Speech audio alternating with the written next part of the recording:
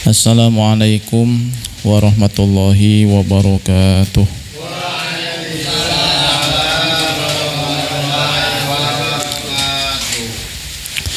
Alhamdulillahi rabbil alamin. Wassalatu wassalamu ala asyrafil anbiya'i wal mursalin Sayyidina Muhammadin wa ala alihi wa sahbihi ajma'in. Amma ba'du. Nawaitu ta'aluma wa ta'lim wa tadhakura wa tadhkir wa naf'a wal intifa' wal ifadata wal istifadah wal khasa'ala tamasuki bi kitabillah wa sunnati rasulillahi sallallahu alaihi wasallam wa du'a ilal huda wa dalalata alal khair ibtigha'a wajhillah wa mardatihi wa qurbihi wa sawabihi subhanahu wa ta'ala wa manawa bihi masyayikhuna wa ma'alimallahu subhanahu wa ta'ala min salihin niyat.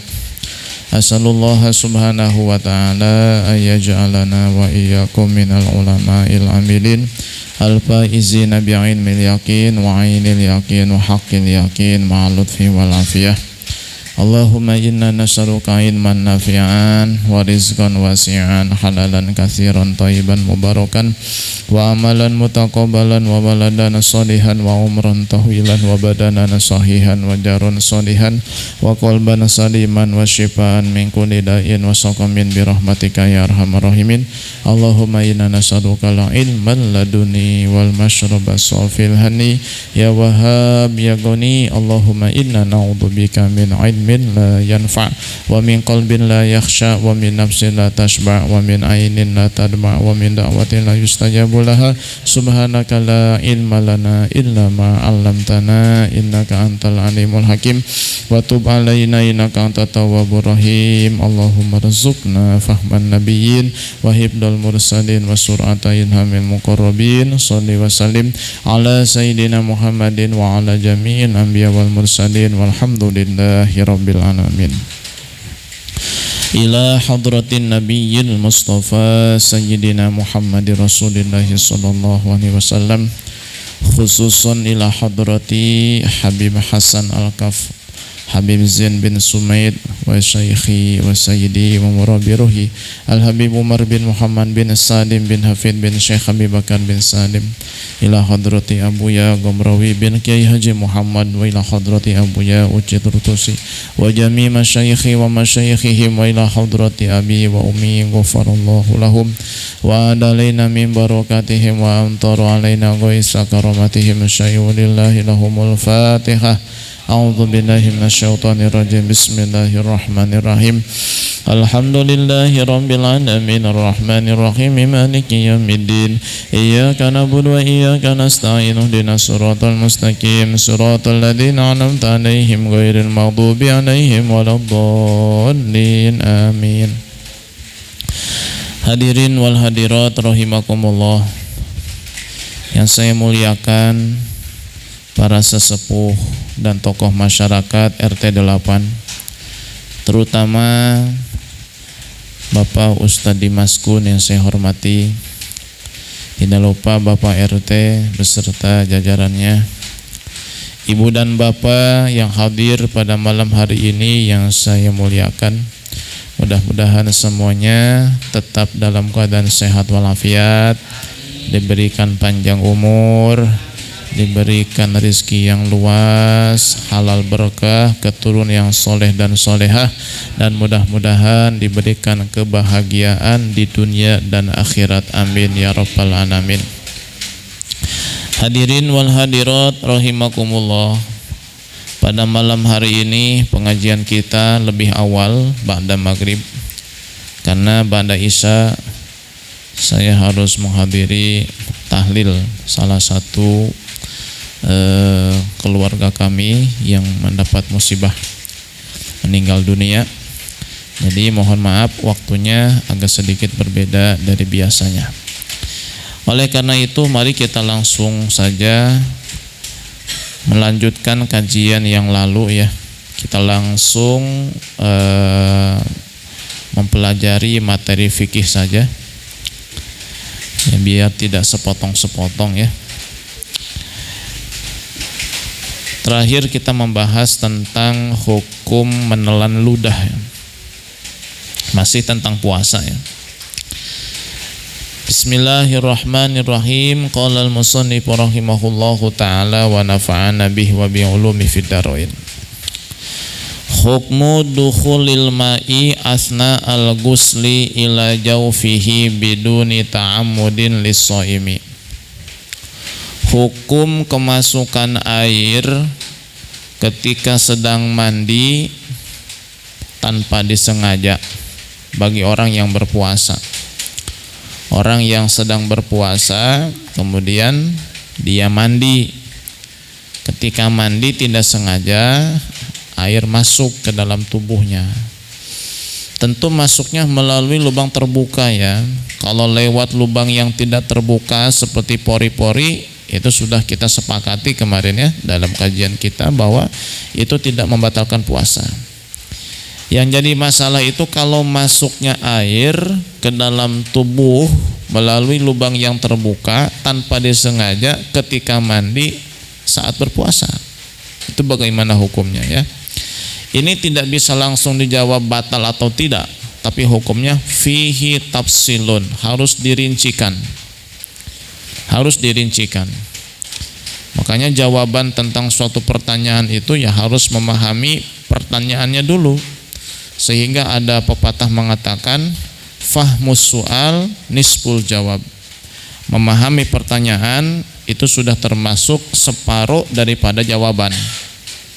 Jadi sebelum menjawab pertanyaan pahami dulu bagaimana hukumnya kemasukan air ketika sedang mandi tanpa disengaja saat berpuasa melalui lubang terbuka. Ini nggak bisa dijawab batal, tidak, nggak bisa begitu. Harus tafsil, dirincikan. Nah, rincian yang pertama, idza kanal ghuslu ma'muran bihi masyru'an pardon ka ghusli janabatin aw sunnatan ka ghusli jum'atin fala yabtulu shaumu idza tasala bisobi wa yabtulu idza tasala bil ingimasi. Rincian yang pertama, apabila mandinya itu adalah mandi yang diperintahkan, mandi ibadah. Mandi ibadah itu ada yang wajib, ada yang sunnah. Mandi ibadah yang wajib seperti mandi junub. Mandi ibadah yang sunnah seperti mandi Jumat. Ya. Kalau mandinya adalah mandi yang diperintahkan oleh agama, yaitu mandi ibadah. Lalu saat mandi ketika puasa, kemasukan air nih, telinga, hidung misalnya atau mulut. Nah, ini apabila mandinya itu dengan cara sob, diguyurkan, ya, itu tidak membatalkan puasa. Tapi kalau mandinya itu ingimas, masuk ke dalam air, berenang, ya, ini membatalkan puasa. Paham? Jadi rincian yang pertama, kalau mandinya mandi yang diperintahkan, itu mandi ibadah. Baik mandi ibadah yang wajib seperti mandi junub, atau mandi ibadah yang sunnah seperti mandi Jumat. Ketika mandi nggak sengaja kemasukan air. Nah, ini kalau mandi itu disiram pakai gayung atau pakai shower, pakai selang, ini tidak membatalkan puasa asalkan tidak sengaja. Ya. Nah, kalau mandinya itu masuk ke air, tenggelam, berenang, ya, telem kata orang Sunda mah, ini hukumnya membatalkan puasa. Meskipun mandinya mandi yang wajib misalnya, tetap membatalkan puasa karena mandinya masuk ke dalam air. Begitu. Itu rincian yang pertama. Rincian yang kedua, idza kanal ghuslu ghairu ma'murin bihi ka ghusli tabarrudin aw tandipin fayabtulu shaumu idza sabaqahul ma'u wa illam yata'ammad sawaun igtasala bisobbi ambil ingimasi. Apabila mandinya itu bukan mandi yang diperintahkan, berarti bukan mandi wajib dan bukan mandi sunnah, seperti mandi pagi biasa mau kerja, mandi sore pulang kerja keringetan, ya, biar seger, biar dingin badan ini. Bukan wajib, bukan sunnah, bukan mandi Jumat, bukan mandi junub, bukan. Nah ini meskipun tidak sengaja, kalau kemasukan air hukum puasanya batal. Baik mandinya itu disiram atau masuk ke dalam air tetap batal. Makanya sering ulang-ulang saya sampaikan, kalau lagi puasa usahakan mandi paginya sebelum subuh, mandi sorenya setelah maghrib. Aman. Kenapa aman? Ya karena takut kemasukan air. Ya, meskipun tidak disengaja, kalau bukan mandi ibadah tetap batal puasanya. Kalau kemasukan air, meskipun tidak disengaja, meskipun mandinya diguyur begini. Tuh, ya. Paham sampai sini ya? Jelas ya? Baik. Jadi kita harus memahami dulu nih mandinya mandi apa nih. Nah, kalau mandi wajib, mandi sunnah itu nggak apa-apa. Kalau tidak sengaja kemasukan air, asalkan mandinya diguyur, disiram, pakai shower atau pakai selang begitu. Kalau mandinya berenang, tenggelam, tetap batal puasanya. Kalau kemasukan air, meskipun nggak sengaja. Nah, kalau mandinya bukan mandi ibadah, seperti mandi pagi, mandi sore, ya untuk bebersih biasa begitu ya, karena gerah, pengen adem begitu, ini tetap membatalkan puasa. Kalau kemasukan air, meskipun tidak disengaja, meskipun mandinya disiram, ya, diguyur, tetap membatalkan puasa. Kenapa? Karena mandinya tidak diperintahkan. Ngapain kamu mandi? Kan begitu. Ya, beda kalau mandinya diperintahkan oleh agama. Itu kan kita diperintahkan. Lalu tanpa kecerobohan kita, kemasukan air dimaafkan oleh agama, oleh Allah Subhanahu wa taala. Gitu ya. Itu yang keempat itu ya. Selanjutnya al-hukmu idza sabaqahul ma'u min ghairi ikhtiyarihi fil madmadati wa mithluha fil istinsaqi. Hukum kemasukan air tanpa disengaja ketika berkumur atau memasukkan air ke dalam lubang hidung. Saat kita puasa lalu kita berwudu, mau sholat duhur, mau sholat duha, mau sholat asar, mau baca Quran. Ketika kumur-kumur nih saat kita berwudu, nggak sengaja ketelan airnya, ya. Atau ketika istinsak menghisap air ke dalam lubang hidung, ternyata menghisapnya terlalu dalam, air masuk ke dalam tubuh kita. Bagaimana hukum puasanya? Ini pun sama, tidak bisa langsung dijawab batal, tidak bisa langsung dijawab tidak batal. Harus tafsil, dirincikan. Makanya fikih itu yang sulit itu ya rinciannya. Ya, nggak bisa kita jawab, oh batal, oh tidak, kan nggak sengaja. Oh, tetap batal, kan kemasukan air, nggak bisa begitu. Tafsil, dirincikan. Ya, jangan cuma pandai merincikan belanjaan doang. Ya. Harus bisa merincikan masalah juga begitu. Rincian yang pertama, nah ini mirip-mirip dengan mandi tadi ya. Idza kanal madmadatu ma'muran biha ay masyru'atan fil wudu'i awil gusli fanandur. Apabila berkumurnya itu diperintahkan oleh agama, seperti berkumur ketika berwudu, itu kan diperintahkan. Atau berkumur ketika mandi, tapi mandi yang ibadah ya, kayak mandi wajib, mandi sunnah, kan sunnah berkumur juga kita sama. Jadi sunnah berkumur itu atau diperintahkan oleh agama kita berkumur bukan cuma ketika wudhu ya, termasuk ketika mandi juga sama. Mandi junub, mandi sunnah ya tetap sunnah berkumur.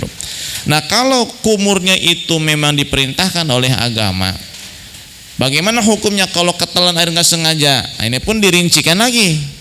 Nah, rincian yang pertama,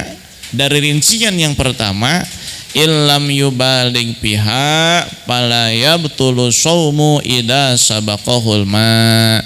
Jika berkumurnya tidak berlebihan, maka tidak batal puasanya. Jadi kumurnya normal, buang, nggak sampai begitu, ya. Normal kumurnya, buang. Itu aja. Nah ini kalau nggak sengaja ketelan nggak apa-apa, asalkan kumur-kumurnya diperintahkan, yaitu kumur-kumur ketika wudhu atau ketika mandi wajib atau ketika mandi sunnah. Ini tidak membatalkan puasa kalau tidak sengaja ketelan. Baik. In balagha fiha. Nah, apabila kumur-kumur itu berlebihan, faya batulu saumu, lalu tidak sengaja ketelan, hukum puasanya batal.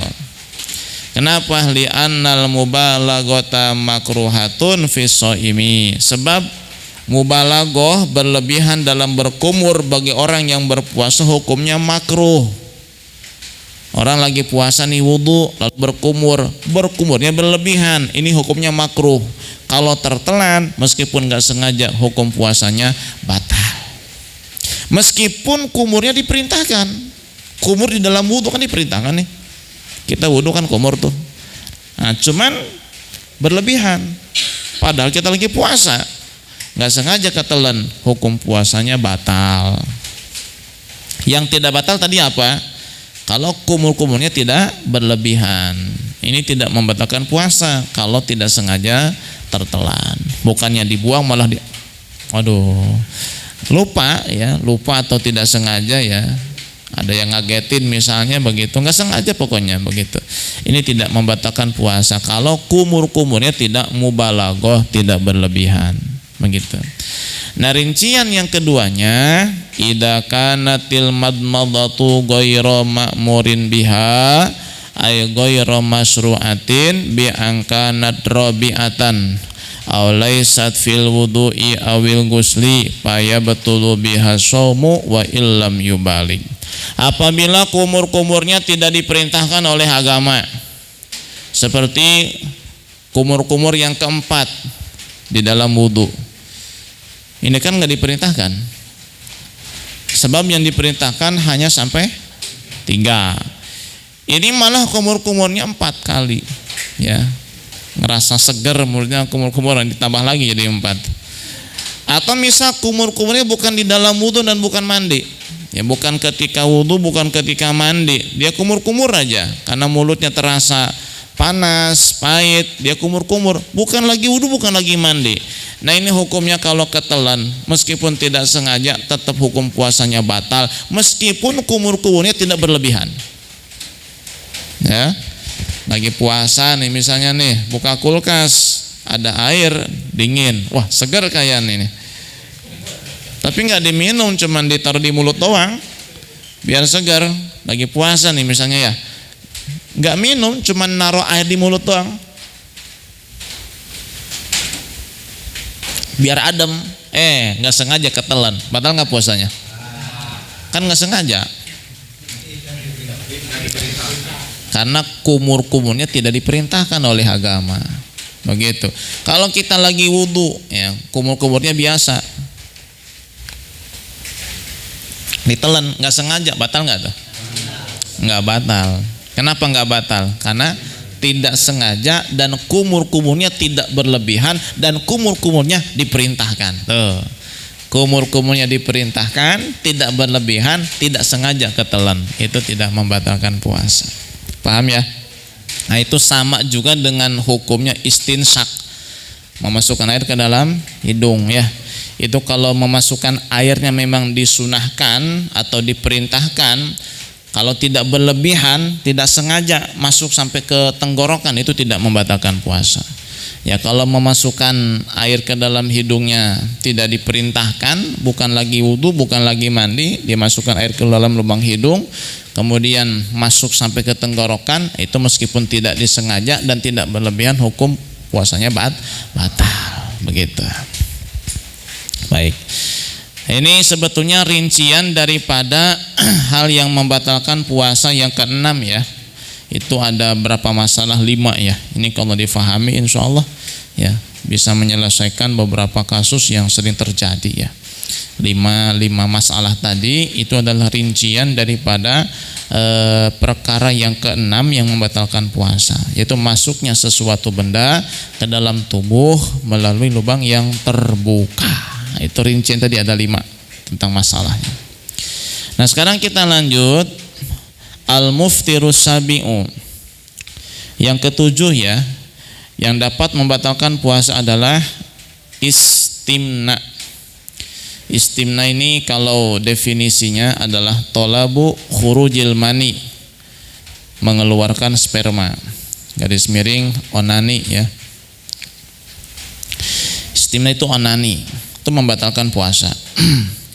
Imma biyadihi, baik onani menggunakan tangannya sendiri, au biyadi halilati, atau pakai tangan istrinya, au bipikrin au nadharin in alimal inzala fihima, atau menghayal atau melihat ya, kemudian dia syahwat dan keluar sperma, dengan syarat kalau memang dia ngerti setiap kali dia berhayal ataupun melihat yang menimbulkan syahwat itu suka keluar sperma. Nah, saat dia puasa kok malah sengaja-ngaja menghayal, kok malah sengaja-ngaja melihat yang membangkitkan syahwat, sudah tahu dua hal itu baginya suka mengeluarkan sperma. Saat puasa kok malah sengaja menghayal, melihat yang membangkitkan syahwat lalu keluar sperma, itu sama dengan hukumnya onani, hukum puasanya batal. Ya. Dia tidak menggunakan tangan, tidak menggunakan alat bantu, hanya menghayal. Cuman kebiasaannya begitu, tiap menghayal pasti keluar sperma. Lagi puasa sengaja malah menghayal sampai keluar spermanya, hukum puasanya batal. Begitu. Lain hanya kalau tidak biasa, artinya begini, setiap kali dia menghayal yang jorok-jorok itu nggak pernah keluar sperma, paling cuman tegang saja begitu ya, tapi nggak keluar sperma. Lo lagi puasa kok menghayal, kemudian tegang, syahwat, keluar sperma, itu tidak membatalkan puasa itu. Kenapa? Karena memang kebiasaannya nggak pernah keluar sperma, hanya karena menghayal saja. Begitu. Au bimudojaatin, atau keluar sperma ya, mengeluarkan sperma dengan cara mudojaah, bercumbu ya, baik dengan istrinya, dengan siapapun ya, termasuk dengan kucing misalnya ya. Batal puasanya, itu mudojaah. Faida anzala fi ihda hadhil halati batala shaumuh, jika seseorang mengeluarkan spermanya dengan salah satu dari cara yang telah disebutkan tadi, maka hukum puasanya batal. Mengeluarkan sperma dengan tangan sendiri, dengan tangan istri, menghayal, melihat, atau dengan bersumbu, ini membatalkan puasa. Ya. Nah, padahal kalau tidak lagi puasa ya, yang tidak haram itu ya cuman mengeluarkan sperma dengan tangan istri, itu nggak haram itu. Kalau pakai tangan sendiri, pakai alat bantu, melihat, menghayal, ini hukumnya haram. Tapi kalau pakai tangan istrinya halal. Aneh kan? Pakai tangan sendiri haram, pakai tangan istri halal. Begitu. Halal. Kalau tidak lagi puasa halal. Jadi maaf nih ya, istri yang sedang haid itu masih bisa memuaskan syahwat suaminya. Masih tetap bisa dengan apa? Dengan tangannya tadi itu ya. Nah, skip ya. Hujan soalnya nih. Tapi nggak apa-apa lah. Halal ini. Khulasatu mas'alati khurujil mani. Nah, kesimpulan masalah keluar sperma. Tarotan yubtilu, untuk kadang bisa membatalkan. Tarotan la yubtilu, kadang tidak bisa membatalkan.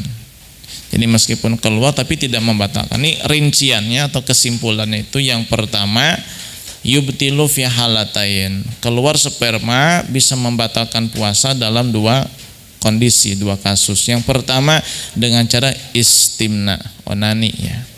Kan sengaja-ngaja tuh ya ngeluarin sperma, ini hukumnya membatalkan puasa. Mutlaqan bi ai kaifiyatin, dengan cara apapun pokoknya mah. Sengaja-ngaja mengeluarkan sperma, ini membatalkan puasa dengan cara apapun, mutlak. Batal. Ya, dengan cara tangan sendiri, tangan istri, alat bantu, apa saja batal puasanya. Nah, yang kedua nih, idza basyara imra'atahu min ghairi hailin, jika mencumbui istrinya tanpa penghalang. Jadi ya tanpa busana begitu ya, tanpa ada yang menghalangi kulit dengan kulit. suami istri bercumbu ketika sedang puasa, tapi nggak ada penghalang begitu ya, kulit dengan kulit bersentuhan, tapi nggak sampai hubungan badan, enggak ya, kan istilah kan bercumbu bukan hubungan badan. Ini kalau keluar sperma batal. Kenapa? Karena tidak ada penghalang ya. Kalau ada penghalang lain lagi nanti. Ini kalau tidak ada penghalang begitu ya, ini hukumnya membatalkan puasa kalau keluar sperma.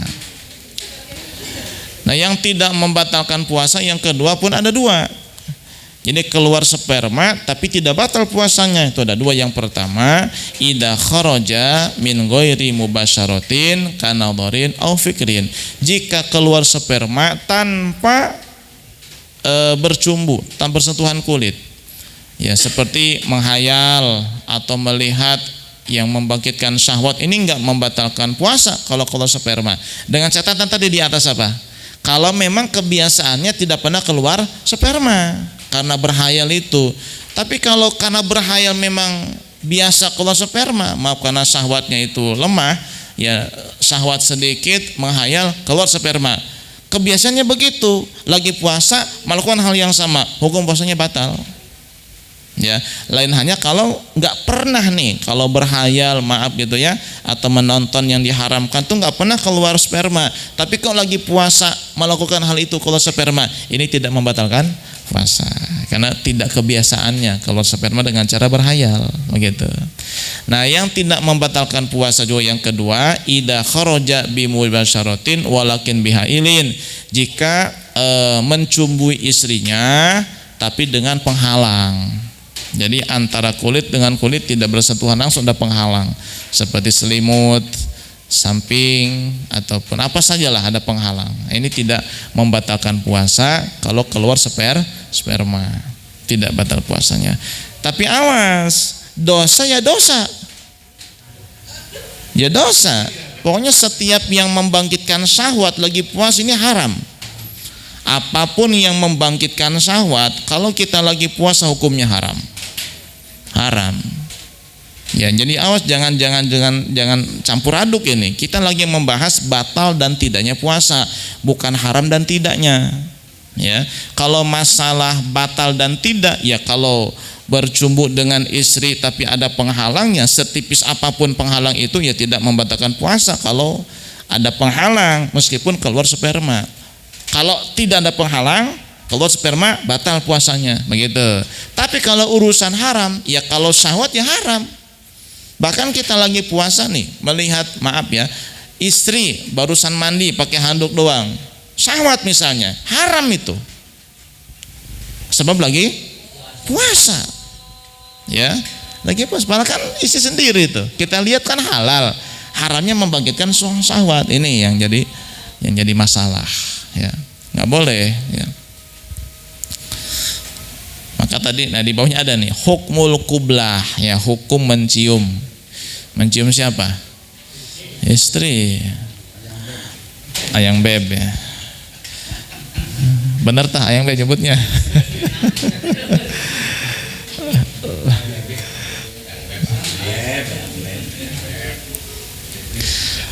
Hukmul qublah, hukum berciuman. Tahrumu haram idza kana tuharriku syahwatahu, jika menggerakkan syahwat. Haram. Ini lagi puasa ya. Ini kita biasa lagi puasa ini. Lagi puasa. Dan ini pun kalau puasanya fardu. Kalau puasanya sunnah ya enggak haram. Meskipun syahwatnya itu naik. Nah, ciri syahwat naik itu kalau laki-laki ya anunya berdiri gitu ya. Bukan, i'tidal. Anunya i'tidal, tegak lurus, i'tidal ya.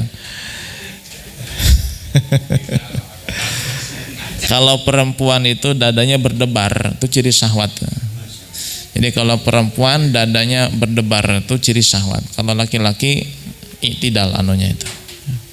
Apa i'tidal itu? Tegak lurus. Kalau laki-laki kelihatan Pak Ustaz ya.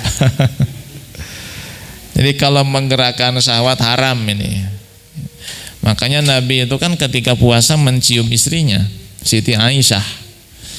Ketika Nabi mencium Siti Aisyah, lalu Nabi menyampaikan, inni amlaku li nafsi. Saya adalah orang yang paling bisa mengendalikan syahwat dan nafsu. Jangan disamain kita sama Nabi, ya. Kalau Nabi bisa mengendalikan syahwat dan nafsu, kalau kita mah kebablasan nanti, ya. Makanya jangan, ya. Amma idzal lam tuharrik syahwatahu fakhilaful aula. Nah, jika tidak menggerakkan syahwat, maka hukumnya khilaful aula. Khilaful aula itu artinya menyelisihi yang lebih utama. Maksudnya apa? Yang lebih utama jangan mencium. Itu maksudnya. Ketika mencium berarti menyelisihi yang lebih utama, berlawanan dengan yang lebih utama, tidak melaksanakan yang utama. Yang utamanya jangan mencium lagi puasa. Ketika mencium tidak syahwat, ya berarti menyelisihi yang utama, meninggalkan yang utama. Karena yang utama jangan mencium. Ketika mencium berarti meninggalkan yang utama. Yang lebih baik itu jangan mencium. Itu maksudnya. Jadi enggak sampai makruh, enggak.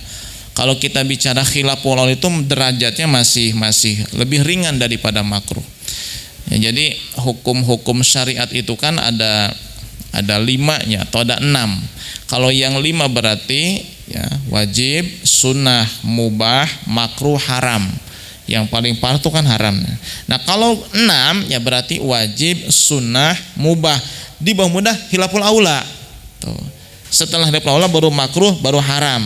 Jadi lebih ringan daripada makruh.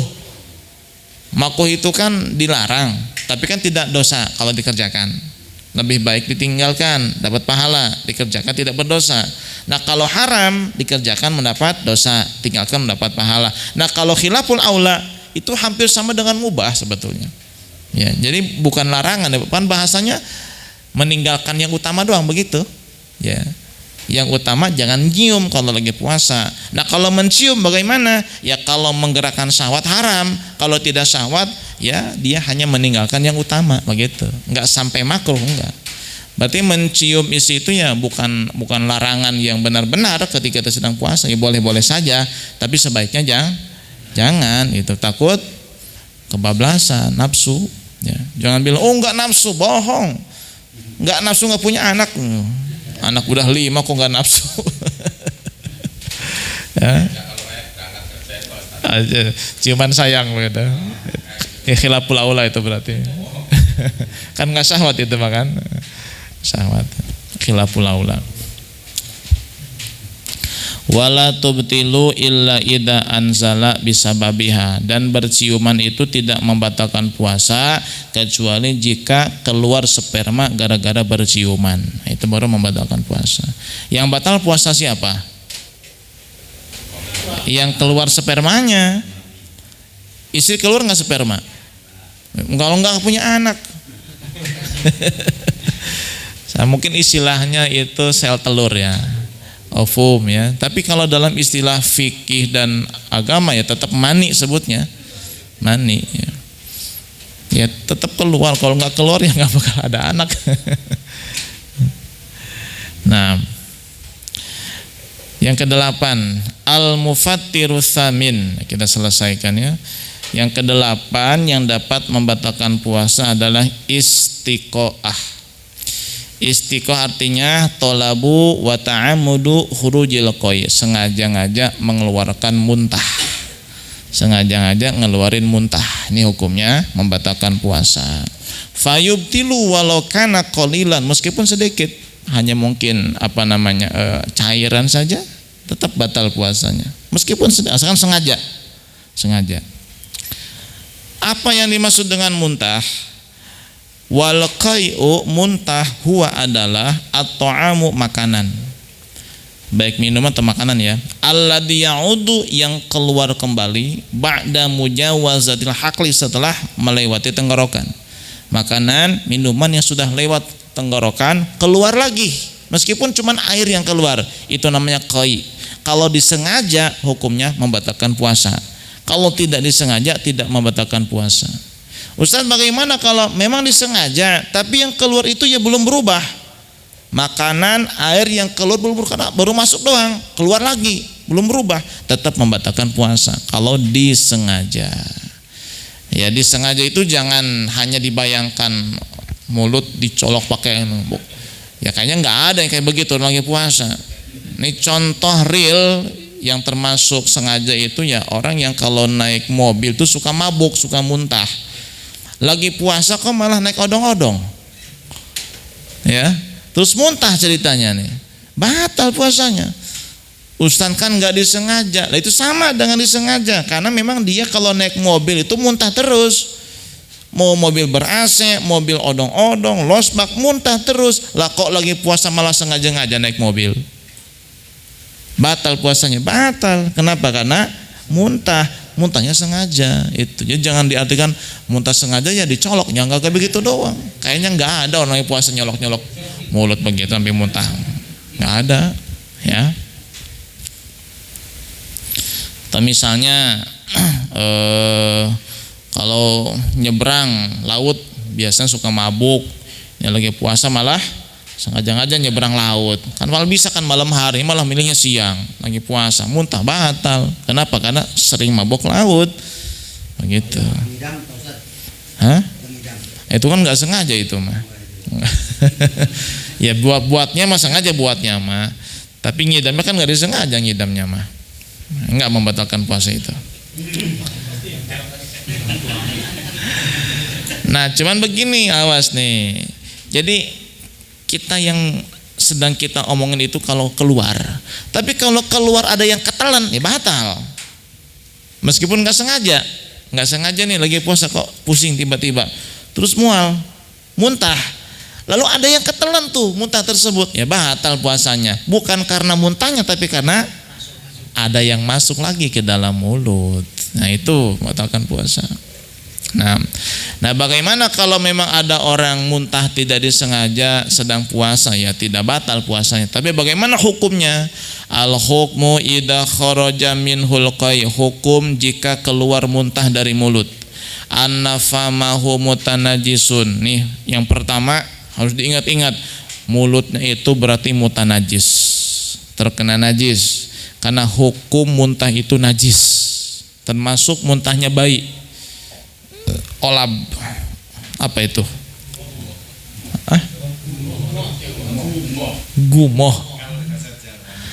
Pangkos, Sundana pangkos. Olabnya, olab. Olab.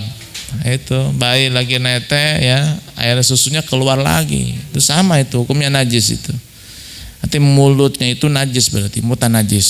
Ya, pokoknya yang namanya koi atau muntah hukumnya najis. Berarti mulut itu kan terkena najis berarti hukumnya mutanajis. Nah, karena mutanajis mulut itu fayajibu alaihi ayaghsilahu, wajib dibasuh, wajib disucikan. Bagaimana caranya? Kumur-kumur.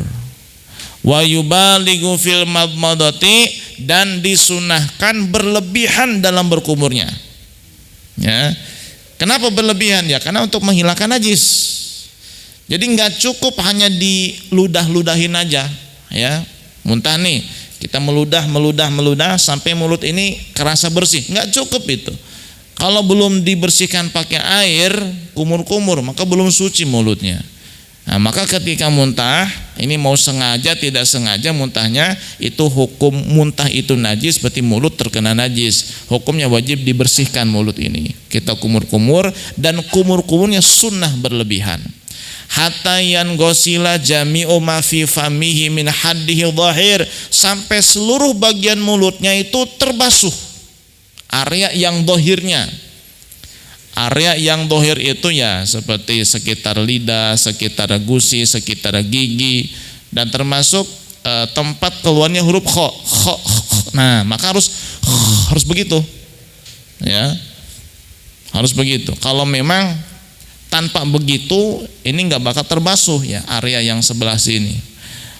Wala yubtilu shauma idza sabaqahul ma'u inal jawfi biduni ta'amudina. Terus lagi kumur-kumur kan berlebihan nih kumur-kumurnya. Tiba-tiba ketelan airnya tuh nggak sengaja. Batal nggak puasanya? Tidak. Kenapa tidak batal? Pertama, kumur-kumurnya diperintahkan. Yang kedua, mubalaghahnya pun diperintahkan. Kumur-kumurnya wajib, mubalaghahnya sunnah. berarti dia melakukan hal yang diperintahkan. Ketika tanpa sengaja ada yang tertelan air, tidak membatalkan puasa. Lain hanya kalau kita wudu biasa, ya, lagi puasa, kemudian kumurnya mas sunnah, tapi berlebihannya makruh kalau lagi puasa. Makanya ketika kumur lagi puasa, kumurnya biasa aja, tertelan gak sengaja, nggak batal. Tapi kalau kumur lebihan, batal puasanya. Kenapa? Karena berlebihan saat berkumur ketika puasa hukumnya makruh. Berarti kita melakukan sesuatu yang tidak diperintahkan. Ketelan, kecerobohan kita, batal puasanya. Kalau ini mah nggak batal ini mah, ya. Gitu. Kalau muntah itu kumur-kumurnya berapa kali?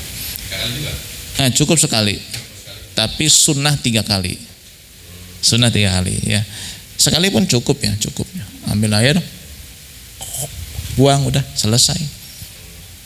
Tapi kalau masih kerasa kayak ada sisa-sisa nasi apa gitu ya, kumur lagi itu. Ya, kenapa? Cuma 3 kali. Iya, maksimal 3 kali. Li'anna izalatan najasati ma'murun biha. Nah, sebab menghilangkan najis hukumnya diperintahkan. Ini sebetulnya bukan hanya bagi orang yang puasa ya, siapapun yang siapapun yang muntah begitu ya, sengaja tidak sengaja, berarti mulutnya terkena najis, harus kumur, wajib.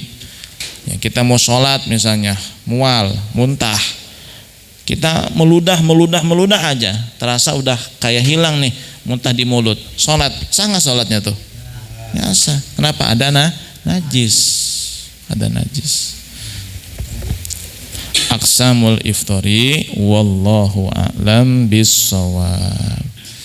Silakan satu pertanyaan saja jika ada. Kalau misalkan Jadi yang membatalkan puasa itu ada yang memang cuma wajib qada saja, ada yang nggak perlu qada, fidyah saja. Nah, cara menggantinya ada yang plus qada dan fidyah, ada yang tidak fidyah, tidak qada, meskipun puasanya batal. Itu nanti ada. Ya, silakan dibaca dulu saja. Ya, nanti minggu depan kita uraikan. Wallahu a'lam bishawab. Mohon maaf ya, saya harus langsung berangkat. Al-Fatihatu anallahu yarzuquna ilman nafi wal amal khalis maqbul wa yusiru bihada ta'lim qalban nabiyina Muhammadin sallallahu alaihi wasallam ila arwahi masyayikhina wa muallimina wa dabil huquqil wajibati alaina wa ila hadratin Nabi Muhammad sallallahu alaihi wasallam. Al-Fatihah. A'udzu billahi minasyaitonir rajim. Bismillahirrahmanirrahim. Alhamdulillahirabbil alamin arrahmanir rahim maliki yaumiddin. Iyyaka na'budu wa iyyaka nasta'in. Ihdinas siratal mustaqim. Siratal ladzina an'amta 'alaihim ghairil maghdubi 'alaihim waladdallin. Amin. Subhanakallahumma bihamdika asyhadu an la ilaha illa anta astaghfiruka wa atubu ilaik. Wallahul muwaffiq ila aqwamit thoriq. Wassalamualaikum warahmatullahi wabarakatuh.